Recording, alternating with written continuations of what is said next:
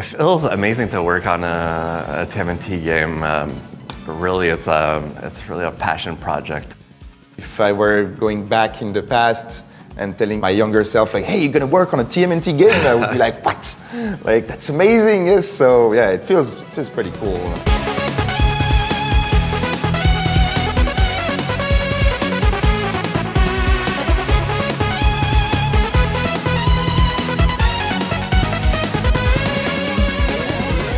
We grew up with TMNT. I remember at Halloween dressing up as Donatello. It's always been like really present in my childhood. So Donatello is your favorite?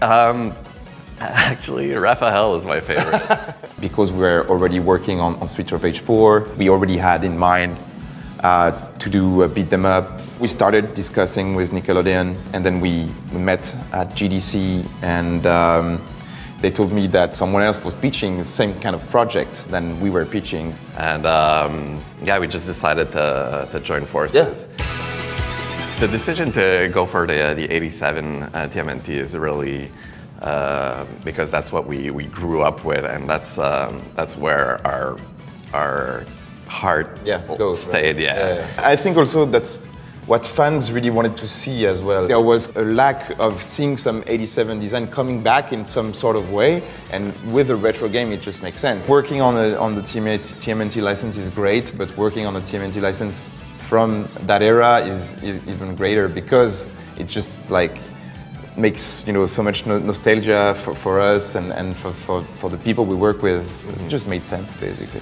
Yeah, all the research was already done. Our kid self did all the work back then.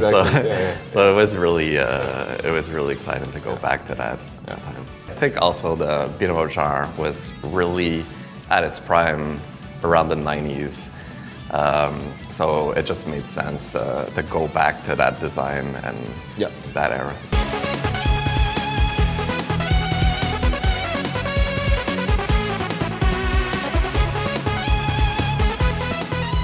We really wanted to show people where we were going for, and that's why we choose as well to do a fully animated trailer with the original track from the show. I knew that people would love what you guys did, because the pixel art is just amazing, the animation is amazing, and it's just exactly what people were looking for. So I was pretty confident it was going to work out.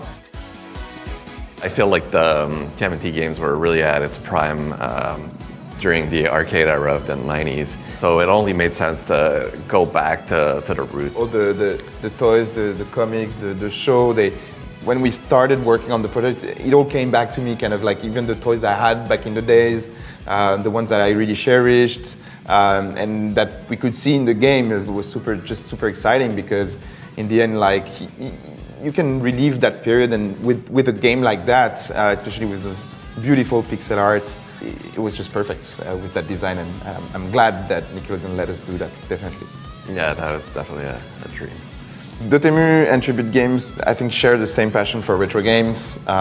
When I looked yesterday a bit at your office, and there is someone in your team working on old consoles already. You know, like it's just the same. It feels at home almost. You know. Yeah, I think we share a lot of things in common in that regard. Like you guys have done so many remakes and taken some old games and revitalized them. We were still working on Streets of Rage 4 while we started working on, at least on the project of doing a new TMNT beat them up. And I really like the fact that you guys had a different approach. I think there's obviously going to be a comparison with TMNT and Streets of Rage. And yes, they're beat 'em ups, but they have totally different pace and dynamics. So yeah, I think it's really good that you guys have that experience and you shared that with us.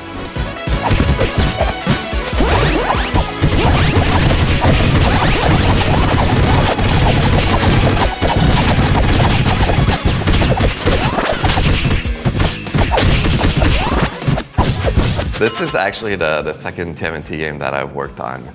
I also worked on the TMNT game for Game Boy Advance. That was like really a dream back then.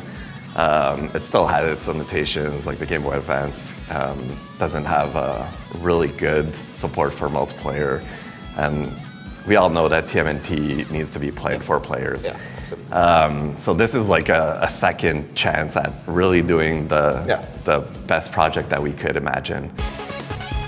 Congrats to the Tribute Games team, because it's been a tough development process, especially with the